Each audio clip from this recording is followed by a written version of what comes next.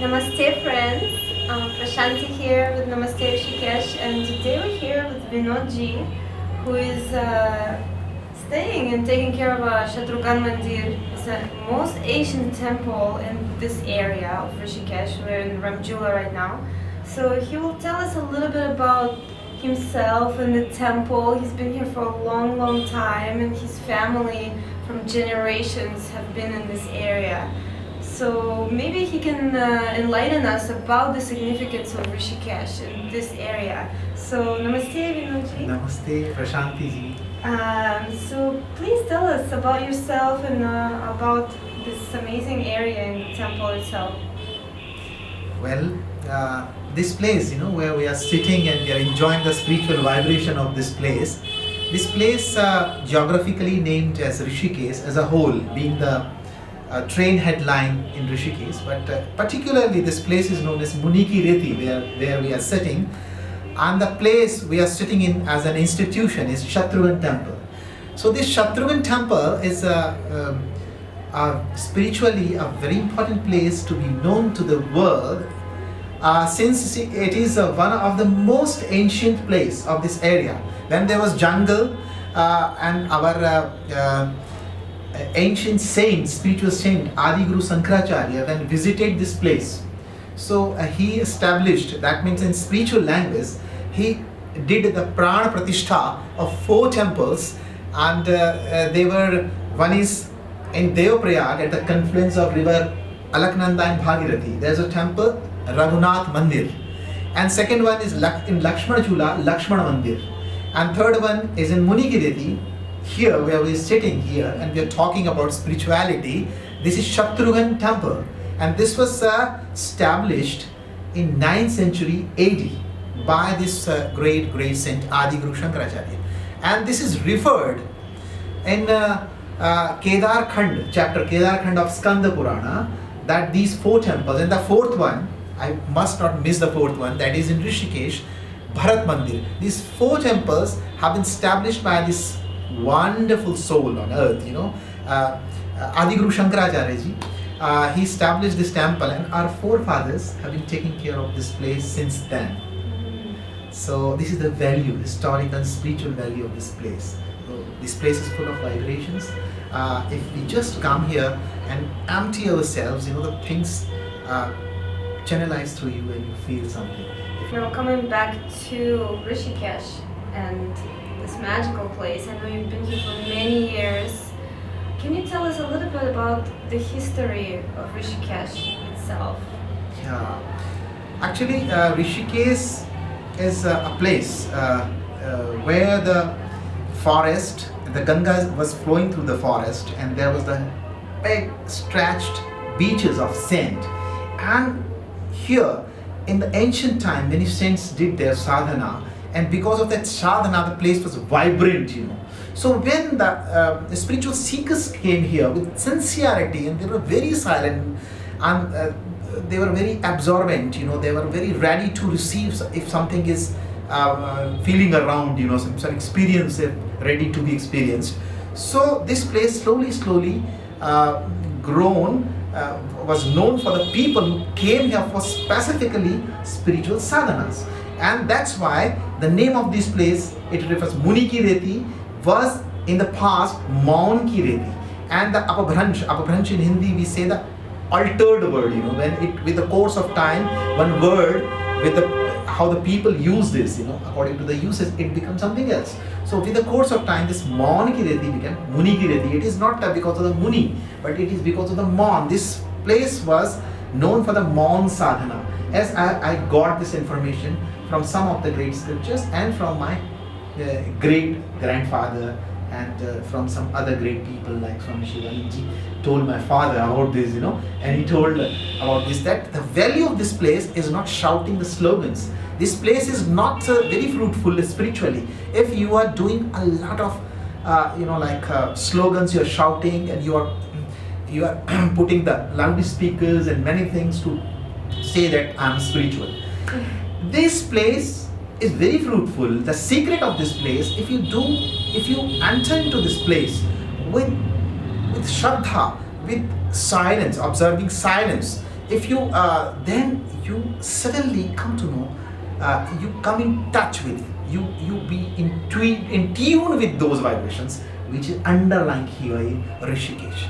The value of the Rishikesh as in doing sadhana with making yourself calm, silent, and just be, not by becoming but by being. So the practice of awareness is very useful in Rishikesh. Okay, now as we've noticed that it turned a little bit commercial, and there's many yoga schools around, there's many teachers that advertise themselves, and when seekers come here, they don't know where to turn. There's signs everywhere, yoga here, yoga there, and where to go, how to find the way. What would you say about that? Like, how did you notice this change, and what do you think is happening right now in Rishikesh? Yeah, if you ask me that, how about my childhood, even just 25 to 30 years ago, it was at the surface, it was entirely different place, like we didn't have this bridge over there, Ramjula, we didn't have these auto rickshaws, the rush of auto rickshaws. The place was quiet for for about 10 months, in the whole year. It was very difficult to find the people from outside. Only local people were wandering here, and the beaches were there.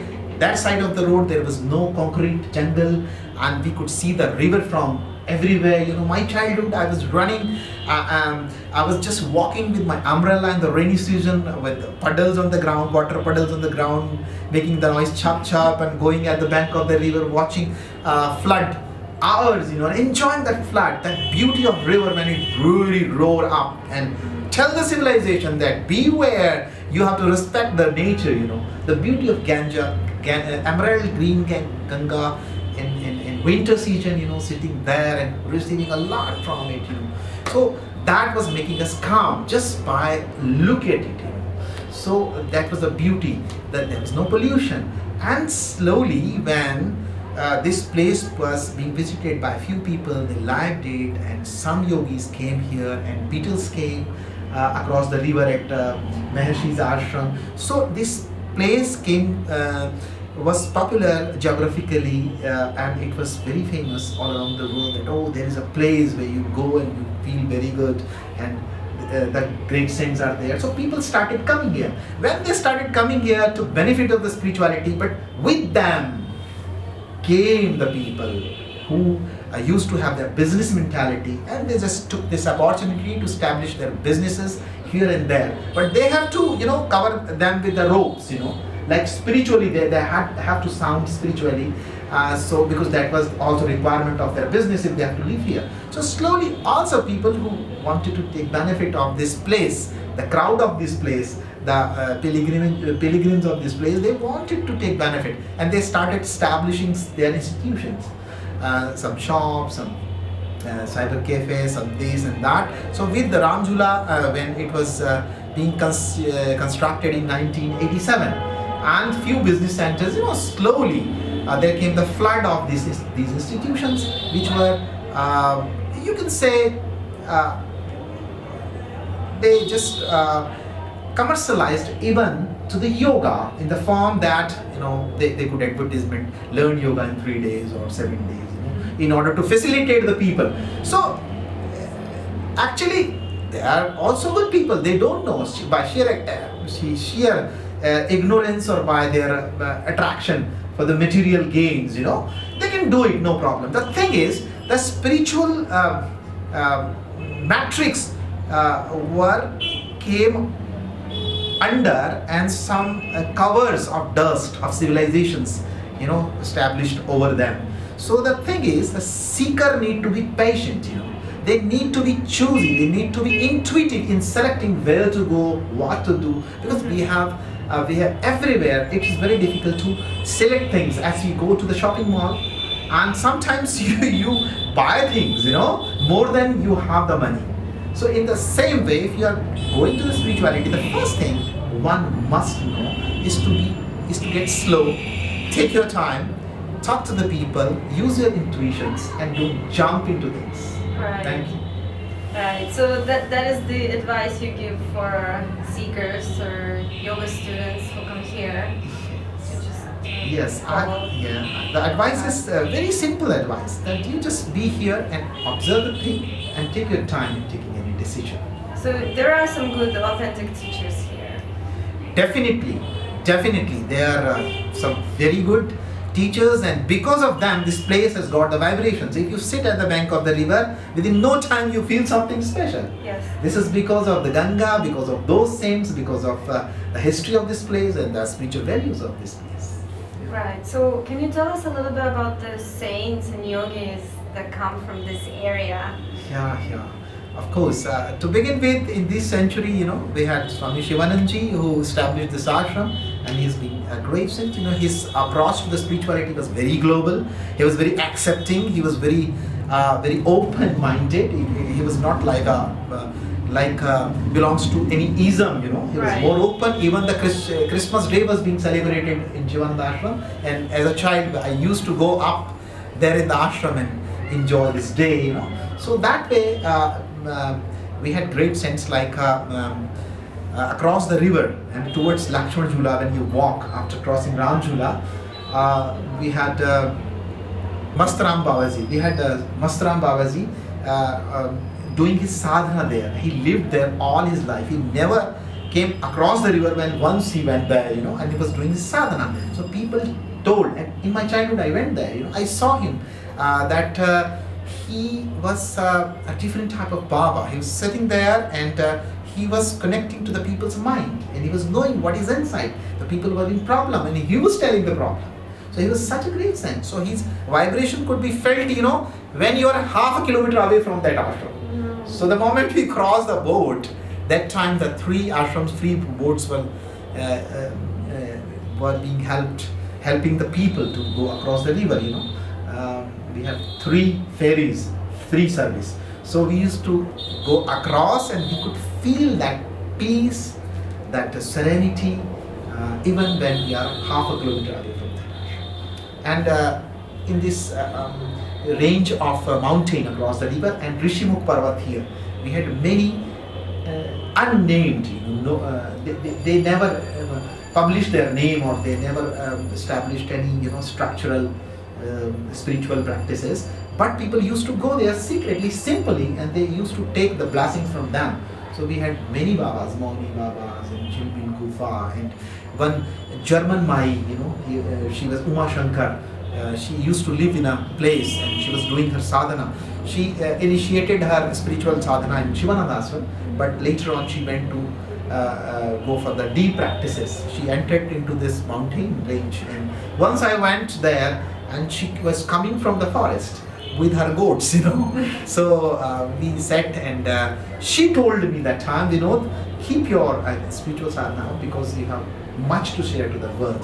She could see something in me, and she told this. I remember. So many saints are living here. For those who don't know, sadhana means spiritual practice. Yes. And this is another question. What is sadhana, if you really go into that word? Wonderful. The sadhana is a certain type of disciplinary practices which helps you to come back to yourself in order to realize your deeper tones, in order to be one as you are, not as you have been told. Like as a childhood, when we grow up, so we receive a lot of information, and we started thinking that I am this, I am Brahman, I am Kshatriya, I am Hindu, I am Muslim, I am educated, I am rich, I am poor. So these all informations impress you and you become something. And this becoming becomes so dangerous that later on you have to fight with many other things which you are not. So sadhana, spiritual practices means that it helps you certain spiritual disciplinary action practices which helps you to come back to yourself, to make you what you really are, to feel your vibrations, your deeper tones, and then connect to the eternal, connect to that universal single whole, which is Paramatman, which is the same in you as in me, which which removes all the ignorance of limitations, and then we connect right through. So sadhana is like the disciplinary practices in spirituality. Thank you so much, and I really appreciate this information. Now, while we're on the subject of Rishikesh, can you just share with our viewers, anyone who wants to visit Rishikesh and who wants to experience more of an authentic experience here of spirituality and yoga, is there any particular ashram you can recommend, or any teacher, or anything that comes to your mind? Okay, I would like to say one thing, like they just come and settle down intuitively anywhere. But that they don't decide things. First they just roam around, they go and meet people, but they don't decide. So if in spirituality they have a little patience, spirituality talks about titiksha, in Gita, and patience is nothing in front of titiksha. Titiksha means 1,000 times patient. So in order to reach to that experience, which initiates you into the spiritual world, you must first be slow and patient and with yourself, and then talk to the people and use your intuition and not intellect, not what you have learned, but just empty yourself and go around, and if you will see the right thing, you will know it yourself. Thank you so much, and thank you for inviting us to this beautiful place in your prayer room here at Shatrughan Mandir. And you can find Vinodji and our website. Also, I'll put the links to his own website and his own information underneath the video on YouTube. Thank you for watching. Namaste Rishikesh.